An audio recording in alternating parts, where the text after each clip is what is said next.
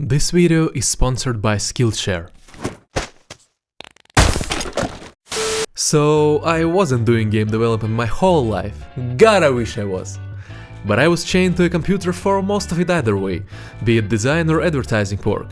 And I just happened to be doing all that from the comfort of my own home. These are the things I learned to keep my sanity in check.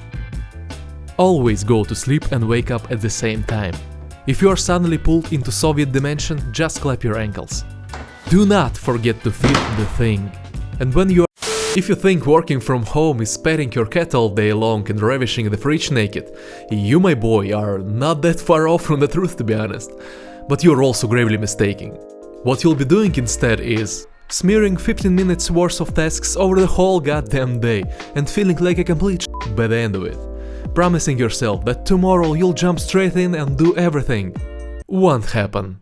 Have super fun challenges like timing the clock and telling yourself just 5 minutes more, and when the hour strikes through I'll stop procrastinating and return to work. You won't. Will suddenly have the urge to clean your kids' room, do the dishes and vacuum the carpet, all while telling yourself, well, those things are important too. Finding out how great day naps truly are, except when they don't, right after a full lunch. Hating yourself for postponing stuff till the very last minute. Again. Just generally, get ready for a lot of self-loathing. Let's go into some of my favorites. For me, one of the most important things are the off days. You see, when you go to office each day, you have a clear separation of home space and time and office space and time. When you work from home, all that goes to shit.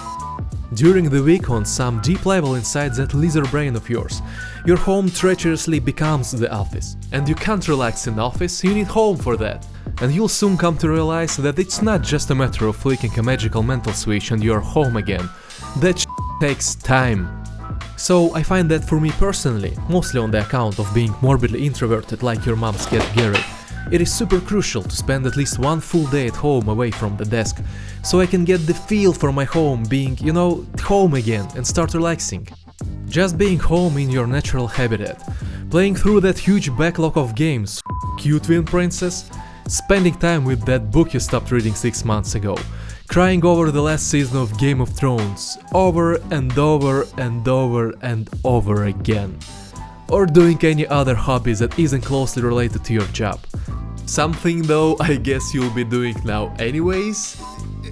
This has to be a you day, for that brain of yours to recharge and reset. Otherwise a new week will come and you'll feel like you've never even left the office in the first place. And there will be a whole lot of time for that mental burnout to foster.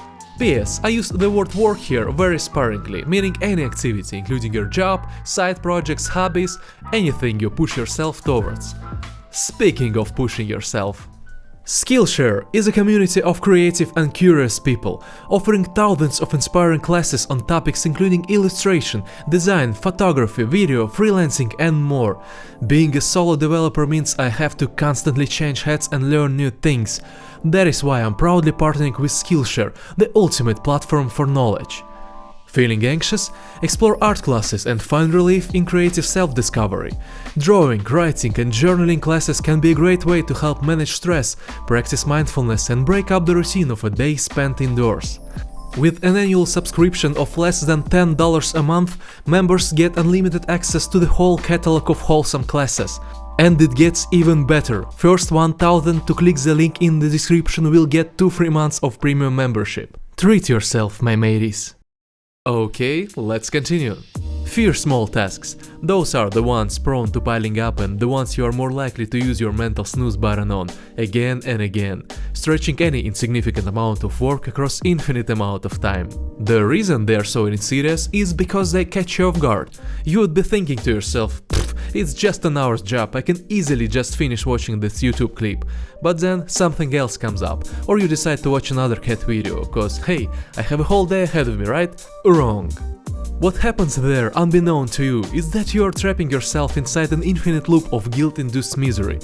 You kinda want to prove to yourself that you are in control, so you allow yourself some leisure activities. Okay, I get that. But you can't really enjoy those activities, because deep down you know you should just get on with the work.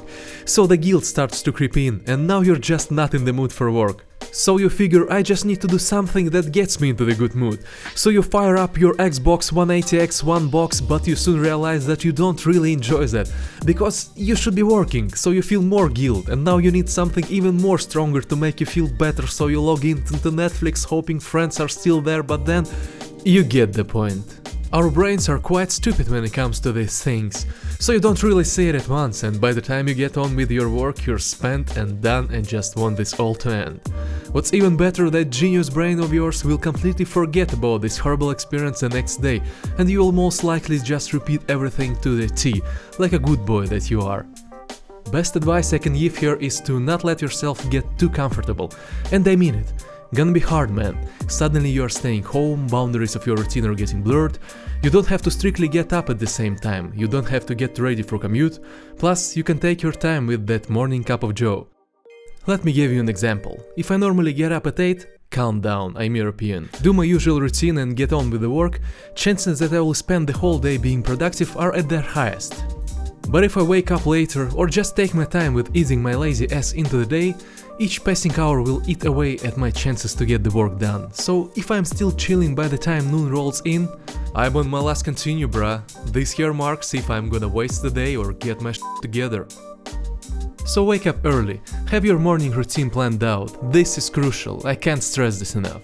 You know what, scratch that, have all of your day planned out the night before, down to the last minute, we will return to this a bit later. Finish up with your routine and get straight on with your work. From here on, it's all about inertia. The sooner you start and the longer you keep at it uninterrupted, the higher are the chances you'll get shit done quick and with style. If you're a creative professional, you know that is how you achieve that flow state. One more thing about our monkey minds is that as soon as we are not explicitly told what to do or care about, we are getting pulled towards the most basic and mind-numbing experiences that trigger our happy zones. We are champions at losing focus on all scales. Only by planning out your day, knowing exactly what you should be doing next, splitting bigger goals into smaller actionable ones, will you take the control back. Don't forget about healthy diet and sports too. There's a million ways one can exercise inside. Plan your breaks too. I know this might not be the best idea right now, depending on where you live, but go outside, go for a walk or a run or a hot coffee. Enjoy the little things. Not everything has to be about work.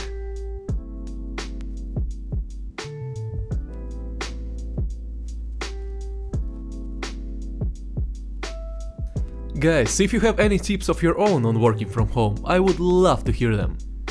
Like already mentioned, I'm not only making these videos, but also document my agony as I work my ass off to finish and release my first major title. An atmospheric low poly golf, I mean the game that is currently and possibly temporarily known as a ridiculous bombing game, but may as well be renamed to Step into the Light or some other name in the near future, please send help. The game is now on Steam, so enter God mode, ignore the page's layout and wishlist it like a boss. And while you are on your kill streak, subscribe, like and comment like there's no tomorrow. Help a brother out. Huge shout out to my patrons, who are you all beautiful, beautiful people. Finally, don't be dicks to each other, and keep on being awesome.